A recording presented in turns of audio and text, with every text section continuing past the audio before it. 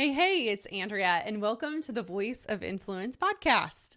And it's Rosanne Moore here with her. Andrea, you got to talk last week with a really interesting guest. We have so many interesting guests, but you spoke last week with Vital Germain.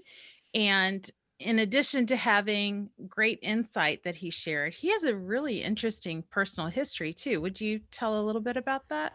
The main thing that is so interesting about Vital, well, that he talks about anyway, is his experience with Cirque du Soleil. A lot of the things that he shares in the corporate space as a speaker and corporate trainer it's all related to the kinds of work that he did with Cirque du Soleil and creativity and being human and those sorts of things. That gave him a kind of unique perspective in talking about how he approaches business and how he approaches life. I guess when you, as an acrobat, when you fling yourself into space, I can't even imagine. Right? Oh my goodness. It's kind of interesting, the perspective that comes from someone who can do that. I know. I think about people, like especially acrobats, who are doing these sort of death-defying tricks. And it's hard for me as a person in the audience to just relax and enjoy it or whatever, but that sense of fear and the unknown, and are they going to be hurt when they do this? They're taking such risks. But I think what was one of the interesting things that he talked about was the fact that it's not as risky as it looks because of how they train. Yes, I found that interesting too, because I've always wondered, how do you start?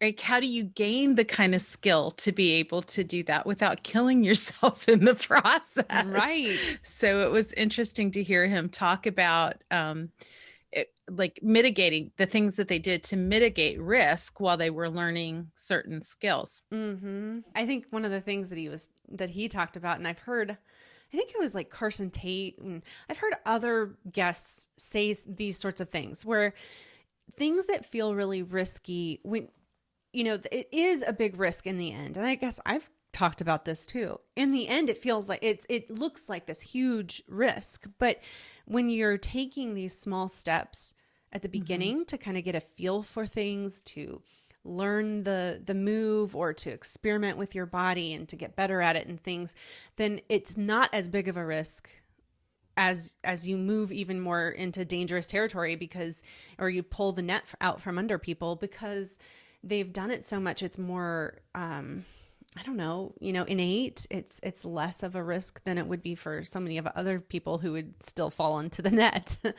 Right. There's some interesting correlations between that kind of example and how much space and freedom we give to other people, especially people who are maybe within our realm of influence or leadership. That was one thing he talked about. He was talking about the importance of hiring the right people, but also of, once you have a business going or an idea going, of honoring who you have and having a good sense of who they are when you bring new people on board, giving them what they need in order to succeed. So that was a big part of what he shared that I thought was really interesting, because if we don't know who we're dealing with, then that's going to create all kinds of problems. Right. I remember he was saying something about knowing people's motivations. Why do they care about things? What motivates them, and tapping into that motivation a little bit, which is tough when you don't really know everybody, or you're not sure you want them to have the same motivation. How do you find that out? How do you find out what people are motivated by other than just asking? Right. The role of curiosity is going to be really important. I think too, he was talking about inspiring people. And so when you cast a vision or you can really articulate what your vision is, you can see who's drawn to that, who's inspired by that, and who is just like, oh, that's a nice idea. Like, it's not their thing. It's not their calling. And what do you think? Does that mean that somebody who isn't inspired in that way, that they should find another job or find another path to their influence, or is it more of a, okay, so then we need to look at what does motivate them, or what are your thoughts on that, Roseanne? Um, well, I guess we're looking at it from two different perspectives, right? You're looking at it from the leader's perspective, Mm-hmm. but then you're also looking at it from the person who's in the job situation. Mm-hmm. I think one thing that stood out to me about that interview was the importance of being being true to what you knew about who you were dealing with and what your calling and your mission and all of that was, of not letting yourself be drawn away, because we all want to be flexible and we want to adjust, and as things come up, and that is part of life. Being resilient, right, Mm-hmm. is an important life skill.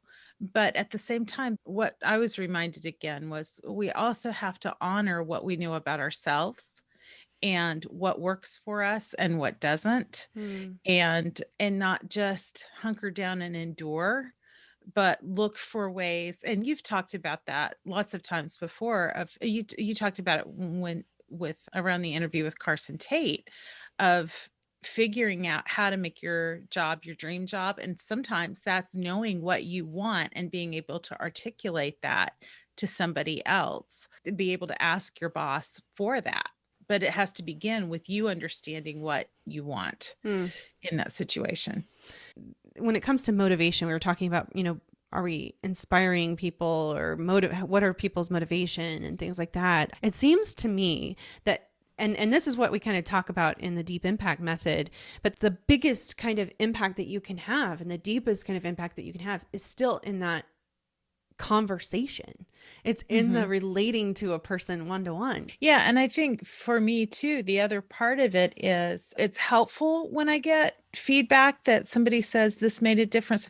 But I also have to be clear in my own heart that I'm doing what I believe I'm supposed to do. Whether anybody gets the full benefit or says anything or whatever, for me personally, I have to be convinced that what I'm doing is going to make a difference, in the sense that if we do something that is good, whether we see the immediate outcome or not, ultimately it makes the world better. Mm. So I think that's the other part of it. Part of it is understanding your reward system, but also understanding there's got to be a greater good that you're working toward, whether you're getting the immediate reward or not. That's a really good point. And especially if you're only getting feedback that is negative. So if, let's say you have an environment, a work environment that is basically like, you're not going to hear from me as your supervisor, as your manager, as your team leader.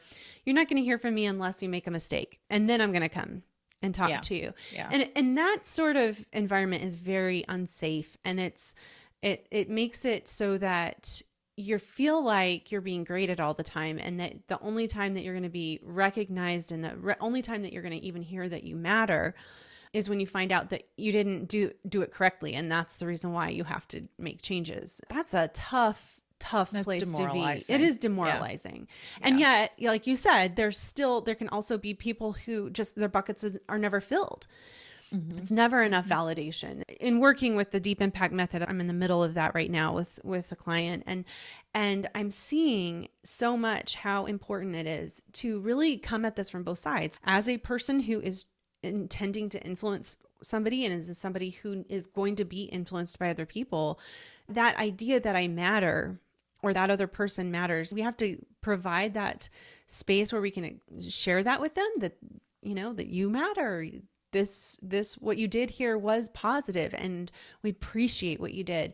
And at the same time, those of us who are waiting for that kind of feedback need to do what you said, Rosanne, which is just know that in the depths of your heart and the depths of your being that you're doing what's right. That's a tough balance, but it seems like if you're trying to produce a culture that's getting to that point where you're giving and receiving really good feedback that's constructive, that you're working on both. You're working that internal response as well as how you're communicating that to others. Right. And if you are in a demoralizing environment, I think it's really important to get outside of that, to get feedback on what you're doing. We've talked a lot about the Lifeline program that I've developed for women who are navigating the family court system, in the case of abuse or coercive control. And one of the things that women in that situation often deal with is where they're blamed for everything. The burden is always put on them. So it can be so beneficial to go to a counselor who can provide some balance and say, yeah, you might want to change your response here, but no, this is not your problem. So we don't lose heart in the middle of that. So, right. Yeah. So good. Yeah. So persuasion and inspiration, Vital was making that contrast in his book. And so we were bringing it up and talking about it. And he used the example of trying to get an elephant to move. Mm-hmm. Mm-hmm. And when he used that example, I'm thinking about people that I love who are really stubborn, and even myself. I'm thinking about myself in a lot of ways. Like, you want me to move? You're going to have to not just push me, like that. Uh-huh. Maybe I'll move if you push me, but I'm going to go back. I need to embody, I need to understand and care and make that decision for myself, because when I do, that's when you're going to get a lot of effort out of me. Mm-hmm. Mm-hmm. Sure. Yeah, that makes sense. Yeah, I don't think anyone responds well to coercion. I don't think anybody does. Okay, so another thing that he mentioned, going back to this kind of acrobatic analogy, he talked about how when he was in Cirque du Soleil, they could just teach him how to do a trick and show him how to do it and then get him to do it. Mm-hmm. But what really was most powerful when they were putting the show together, instead of just creating the trick and then telling everybody how to do it, it was giving people the opportunity to try different things for themselves. So we've got this jump. You need to get from here to here. How would you do it? What are some different ideas that you have to get from here to here? And that was such an inspiring kind of thought for me, because it is so much more exciting and human to tap people's gifts and what they're wanting to do. But it's also hard. It's also hard if you've got an actual task that needs to be done or a problem that needs to be solved. I thought that was really interesting, though, the idea of giving people that freedom to come up with a solution, and or at least to throw their voice in to the mix. That struck me again about the importance of knowing what works for you, of not that whole thing of being able to both be able to try new things and be flexible, but also to know what works for you and what doesn't, what stretches you in ways that it's just not comfortable and it's not going to work for you. That doesn't mean it wouldn't for somebody else. But for you, that's not your space. He talked about the difference between the precision of ballet or gymnastics, but that shut down any emotional expression. And he talked about that in terms of businesses, that you still have, there has to be that human connection. And I thought that was powerful. Yeah, I do too. And I wonder too, the relationship maybe between that human connection and that human expression and the ability to still work together as a team. So you're still accomplishing a goal as a team while at the same time honoring each person's individual voice. And I think of Cirque du Soleil as a place where they do that. There is this overarching theme and choreography and whatnot, but at the same time, they're giving people the opportunity to express themselves within their lane or their role of the show. Right. Yeah, it takes a lot of wisdom and I think and vision to be able to do that, because you've got a lot of creative people and they have to work together.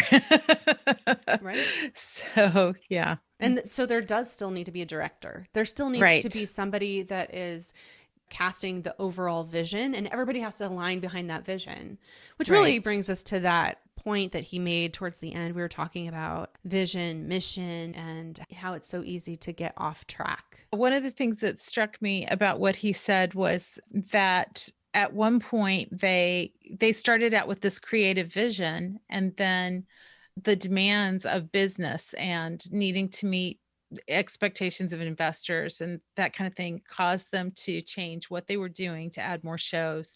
And slowly over time, the creativity died, not completely, but they were losing something that had made them unique, that had made them successful to begin with. I thought that was really an important insight, to be able to know what makes you unique, to be able to have that sense of your voice.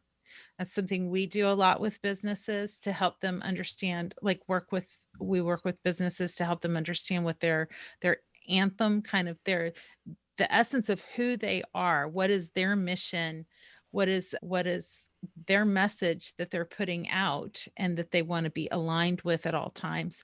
They had to come back to that. They kind of had to come back to who they were and find a way to meet the financial needs, yes, but not lose who they were in the process. I think that's probably a normal part of any kind of growth.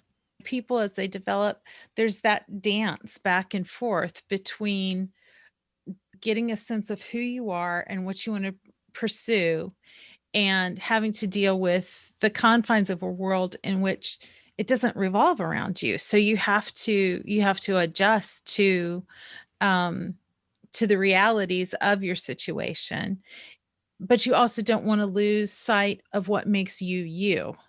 Yeah. And so that, and I think it's just a lifelong dance between the two, of what makes you uniquely you, and how, but you're not the center of the universe either. Sure. And what's interesting about that is it feels like, to me, every time I get to the sort of a growth, I have had maybe a growth spurt of some kind, and then you get to a place where you're sort of at a plateau for a minute and kind of catch your breath. And then it does seem like there's always something that comes up that pushes you out of it again. And you have to try to grow some more. But what I like about what you're saying, Rosanne, is that but you have to still stick with who you know you are. Right. You can still grow. It's growing is not replanting completely. You've talked before about the difference between seeing people who do things differently and admiring their strength, but not feeling like you have to be them. And I think that's part of it, of recognizing what you can learn from somebody who's different without having to feel like you have to imitate. You can still be true to what makes your offering uniquely your gift to the world. Yeah, I like the word synthesis. It's one of my favorite concepts. That idea of bringing in a new influence of some kind and allowing yourself to take it in, evaluate it, think it through, figure out what it is, and then integrate it somehow into your being. And he also talked about intuition. We talked about intuition, but the idea of intuition is really intriguing. It feels very nebulous in some ways, because who knows what intuition really is? It seems to me that intuition is acting out of your full experience and the fullness of who you are. It's being able to respond thoughtfully, but without overanalyzing, without overthinking, without worrying about what everybody else thinks. You feel drawn to something, or you feel this feels right. I don't know how to quantify that, but it does seem like synthesizing new experiences and new influences. Like when you first do that, when you try something new, it's not going to feel natural. But the more you do it, the more you integrate it into who you are, into your experiences, into the way that you interact with people. You practice it, and then it becomes intuitive. Yes. And I think that was one of the points he made too, about innovation being about openness. Because you just made an important point, that when you start something new, it's not going to feel comfortable or natural or in alignment with you. As you're taking that in to begin with, it's going to feel awkward. I'm just thinking recently about a conversation I witnessed. I wasn't actually part of it, but I witnessed a conversation between some people who were talking about a book that the one woman was reading. And she talked about how distressed the ideas in this book made her. I was familiar enough with the book to know that there was substantive research behind it. So it was challenging her presuppositions, and she wanted to reject it because it made her uncomfortable. But it would have been wiser, not that she had to accept every concept in it, but it would have been wiser if she had sat with that and thought, why am I so uncomfortable with this? and worked with that for a while, rather than just saying, I'm uncomfortable, I'm not going to receive this isn't a possibility of being true. I think having conversations with people like Vital remind me that what we do here at Voice of Influence is really more about transforming the person.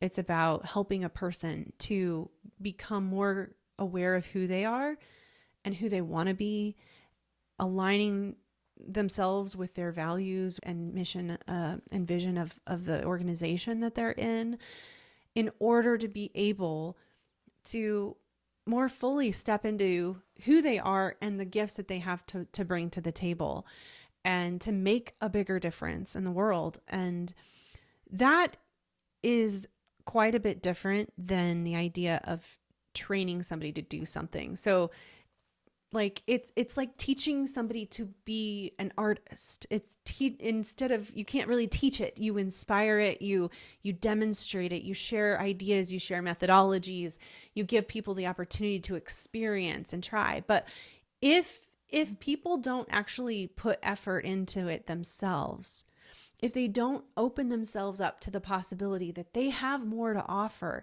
and that there is a way to make their voice matter more by developing themselves, by personal and professional growth and practicing and trying things, it's not going to go anywhere. And I guess one of my final thoughts is it's just interesting to me that what we're trying to accomplish, not just in doing what we do with corporate trainings, but in general, our whole mission is so related to the idea of asking the acrobat to try to share their expression, to how do you want to get from this pole to that pole?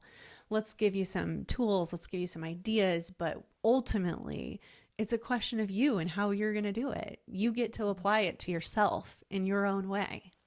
Mm-hmm. Mm-hmm. And you're the only one who can do it in your unique way. And it matters. It does matter. Listeners, thank you for joining us for this conversation. And next week we'll be back with another episode where we'll be talking about how to apply some of the things that we've talked about here. And if you're interested in learning anything more about our offerings, what we do, how we can bring our trainings, our experience of growth and transformation to your team, we would love to visit. Just go to our website, voiceofinfluence.net, and hit that contact button. And we'll set up a time to visit and just hear more about you. And we can share a little bit about how we can meet you where you're at. Your voice matters, and you can make it matter more.